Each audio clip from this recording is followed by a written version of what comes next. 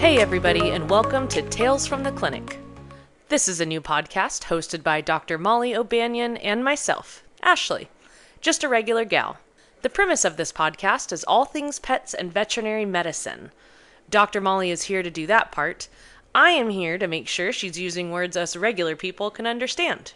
Each episode we will dive into different aspects of veterinary medicine, interesting cases seen at the clinic, and just general advice on pet ownership in hopes of educating and giving a glimpse into our world. So, let's get started.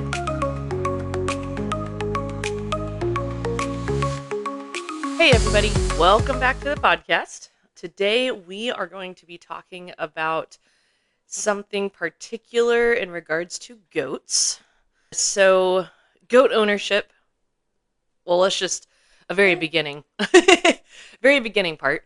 Don't jump into owning goats without having done thorough research and having game plans for going to the vet, knowing what they're going to need for routine care like hoof trimming, vaccines, etc. All of that leading up to say we're going to focus on something that is very specific, because this is an issue that it seems a lot of owners are unaware of, and then it happens and everyone goes, oh snap, we're in trouble. So, what are we talking about? We're talking about a urinary blockage. And yes, exactly what it sounds like. The urethra gets blocked by something. A lot of times it can be stones, inflammation, mucus. There's tons of things that can block a urethra. But when it happens, everything, I'm giving you my understanding of it, and Molly will then correct me in case I'm being, dumb.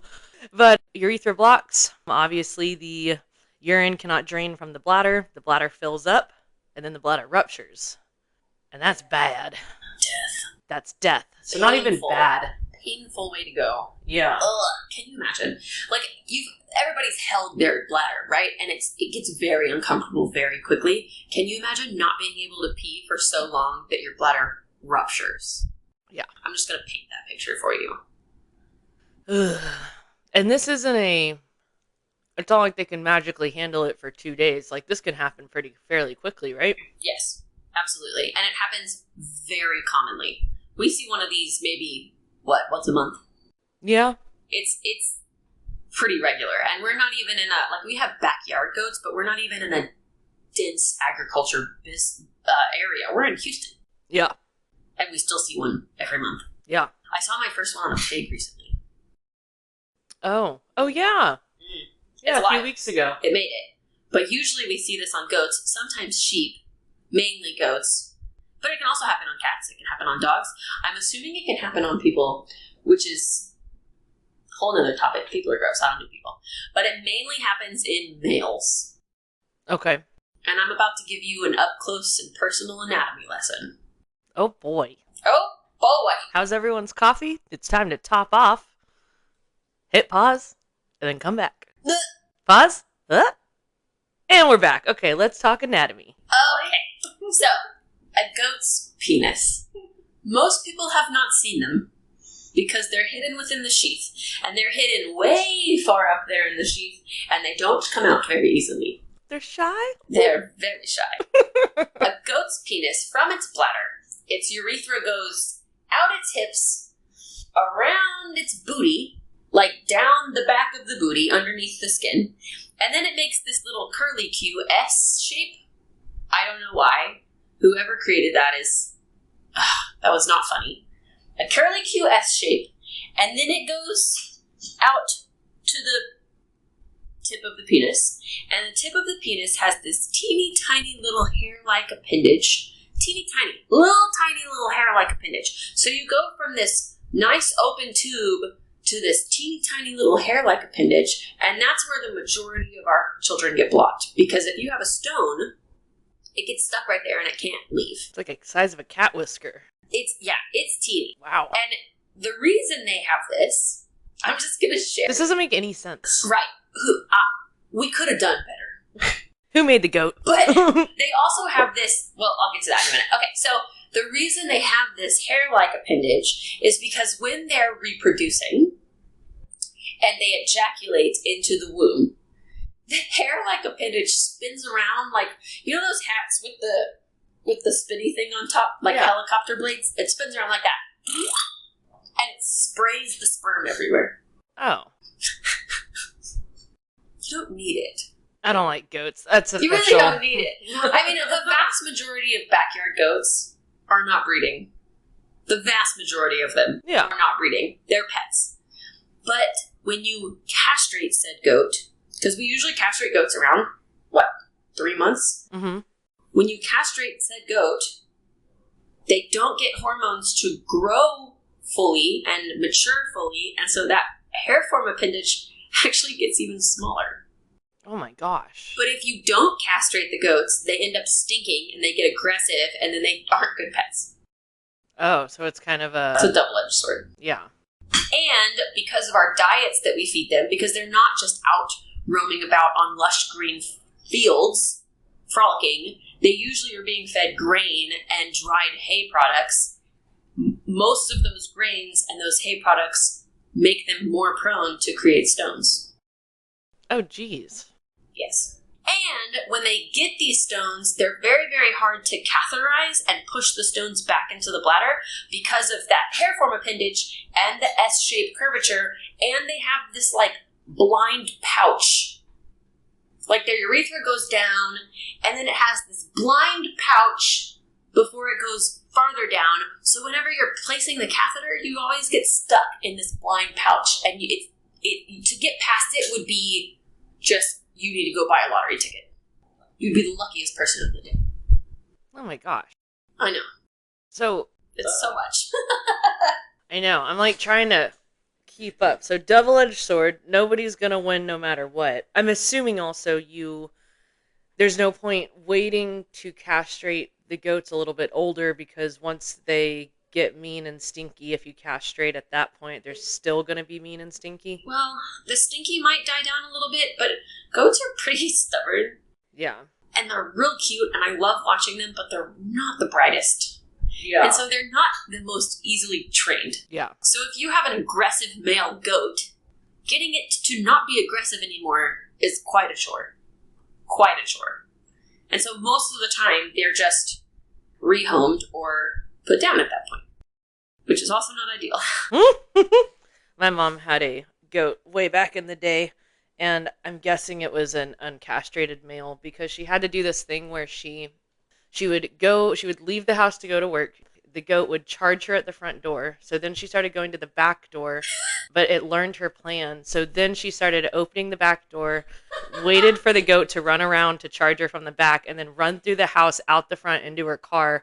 And then I think the goat would like headbutt her car sometimes. She was a prisoner and the goat was her warden. That's what this sounds like. You escaped, Mom. I'm proud of you. And it does sound like an uncastrated male, and that's not a fun way to live. Mm-mm.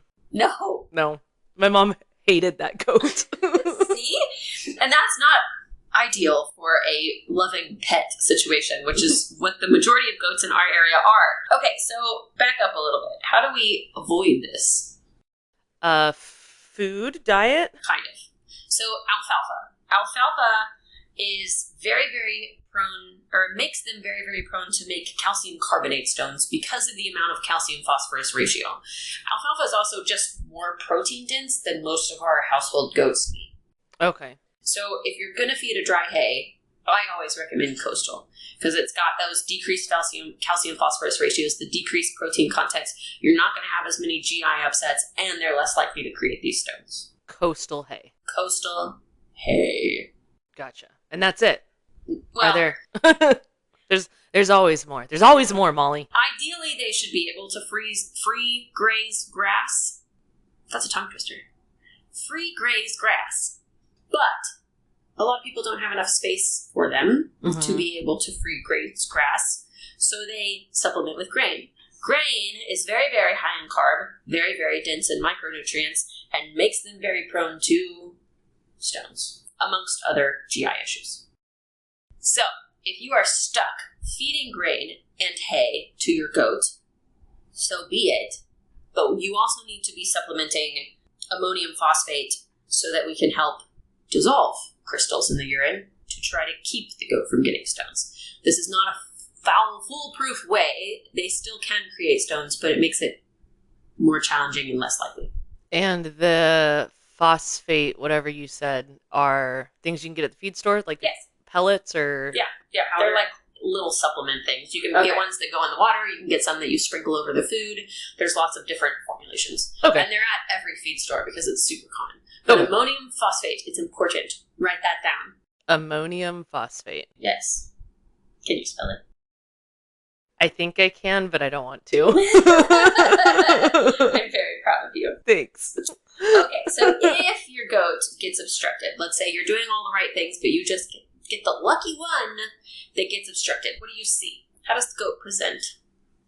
Do you remember how they come in? Well, when they come in, I feel like they're, like, worse. But, I mean, I know it's decreased appetite. They do a weird standing, like, posturing. Mm-hmm. And then... Most people think it's bloat. Yeah. Oh, yeah. Their abdomens start... Most people say, my goat's bloated, or my goat's struggling to poop. They think it's constipated. Okay. But it's not. It's the other hole. It's the other one. So they look bloated because their bladder is so big and it's pushing everything else, right? So they do look bloated, but it's not a true stomach bloat. It's a giant urinary bladder. They posture weird, which is what people think they're constipated for, but they're not constipated. They're posturing weird because their belly hurts. And so they're trying to like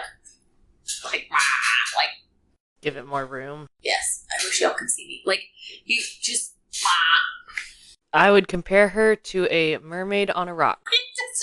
No, not that? Okay. They like spread their back legs and they like push their belly forward and they just like and a lot of times they make that noise. Just like that. Just like that. If you hear your goat make that noise, something might be wrong. Be careful. So what do? We try to get blood to check and make sure they are systemically healthy, because once their bladders block and they start filling up with urine, it backflows the kidneys, so the kidneys start getting mad. They start getting all of these abnormal electrolytes because they're not able to pee them out. Sometimes they can get systemically ill, so they can get like really elevated white blood cells and they can just look like not great. Whether or not there's a bunch of blood abnormalities kind of depends on, or dictates, the anesthetics we use and how long of a process this is going to be. Yeah. Because if the kidneys are shot, you have a less prognosis of doing well, and we have to keep you in the hospital on IV fluids longer. Yeah. We then usually do some sort of imaging, whether it's x-rays or a ultrasound, to see, like, to double check, yes, that bladder is gigantic, and yes, that is probably the reason why we are eating. Yeah. And then we talk about options. And unfortunately, because of the issue with catheterizing, like I just drew in the air to you, because of all the issues with the urethra, oh my god, the anatomy, catheterizing like we do in cats is just not, it just most of the time doesn't work. Yeah. So, we have 3 or 4 steps that we can take. The first one is we're going to assume that the stone is probably blocking at the pizzle, which is that hair-form appendage. Okay. Also, only like 85%, I think, 85% of stones are visible on x-ray. So we may or may not even see them when we take an x-ray of the bladder, which also just like sucks. Because some stones like struvites are more radio opaque, or more radiolucent, whereas other stones like the calcium carbate are more radio opaque and you can't see them. Puzzles. Yep. Mm-hmm. So, we are assuming that it's stuck at the hair-form appendage. So we sedate the goat and we sit them. Literally, I have my employees sit in a chair, put the goat in between their knees and sit the goat on its butt on the ground. And the employee holds the goat's front legs. So they're like sitting on the floor in front of them like they're in a chair. I've walked in on this a few times. I'm like, what are y'all doing? Yes. That is the easiest way to exteriorize the penis, just because of posturing. So then I exteriorize the penis, I clamp it so that it can't get free, and I cut that hair-like appendage off. Okay. in your head, you would think, oh my gosh, you freed the blockage and urine's just going to start spewing like a fountain. I wish. That would just make me feel so much better.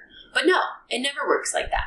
You cut the hair-like appendage, which a lot of times you can see like a big chunk stuck in there. So you cut that off, and then the goat wakes up and stands up, and it's mad at you, and you want urine to start flowing, but most of the time it doesn't. So then it's a waiting game to see if the urine's going to flow, and sometimes it can be 12 hours. In the meantime, you have them on IV fluids trying to make their kidneys happy, and if they're still blocked, they're just filling up more. They're just filling up more. Ooh. Yes. So that's kind of a gamble? Kind of, and it sucks, and it's not my favorite game. Yeah. But past removing that hair-like appendage, all of the other options also suck. So let's say you have a goat owner that really loves this goat. It's their best friend. They talk to it every day. They pet it on its noggin, and they don't want it to die.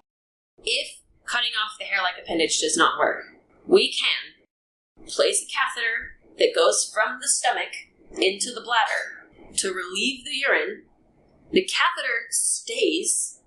We suture it to the skin, and then you have to maintain this external catheter that's going into the abdomen. The rest Yes. of its life. Yes. Okay. Not ideal. I'm out. What's behind door number 2? Door number 2. I can cut a hole in the goat's butt, go down to the urethra, and make a new opening. So instead of peeing out its penis, it's going to dribble out the backside. But it's not going to have control of it. It's going to be prone to infections, and it may or may not stricture, and then you're back to the start. Okay. Nope. What's behind door number 3? Door number 3 is called bladder marsupialization. Bladder marsupialization? Yes. We turn it into a monkey? Kind of. I cut a hole in the abdomen. Okay. I find the bladder. I cut a hole into the bladder. I suture the bladder to the skin. So the bladder just drips out the abdomen for the rest of its life. Also prone to infection, I'm assuming? Very, very much so. Yeah, because if it's a muddy morning and we decide to go for a bath, then you got mud in your exit hole. Yeah. That's going straight into the bladder. Yeah. Yeah. You see why this sucks? Yeah. Yeah. So most of the time when I get one of these, first of all, I tell the owner that I'm sorry they're dealing with this because this is not a fun problem. I always offer to cut the piliform off, the hair-like appendage, because that's easy. And sometimes that will fix it. Yeah. A lot of times that will fix it. But they are prone to do it again. And if the hairform appendage has already been cut off, you can't cut it off again. So then we talk about if this doesn't work or if they block again, we talk about those 3 options. And the vast majority of people will say, if that happens, we're going to put it down. Yeah. Because they're not going to deal with those types of things for an outdoor animal. Yeah. You know, it's kind of, some people think it's not fair to put the animal through, but it's also like a lot of extra work. Yeah. So it really is, if you are coming to the doctor with this issue, it's a kind of a Hail Mary of a saving. And then otherwise it's just very dedicated, preventable, routine care and keeping your fingers crossed. Mm-hmm. Or you just get a female and it's not a problem. Or get a female and it's not a problem. But females have their own issues. Females have their own issues, but they don't have this issue. Yeah. They just pee out their stones.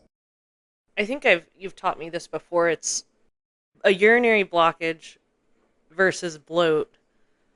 They sometimes can look different with like how they bloat, or it bloats on one side of the body, but that's like sometimes. Sometimes it looks the exact same.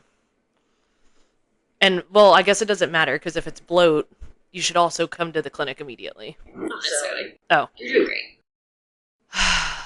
I've also tried eating goats and didn't like the flavor. So goats are just like not... Well, but they're so cute and stupid. And they jump and they run and they go, ah! And they like make little funny kicks.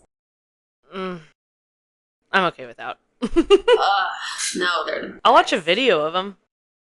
the baby goats running around getting the zoomies. The best. So goats have 4 stomachs, and like bloat and ruminants is a whole nother 3-episode topic. Goats have 4 stomachs, and so multiple stomachs can bloat. There's different types of bloat. There's different causes and treatments of bloat. Some bloats are worse than the other, etc., etc., etc. Some of them you can treat at home. Some of them are an actual emergency. Your goat's gonna die. Like, it's just...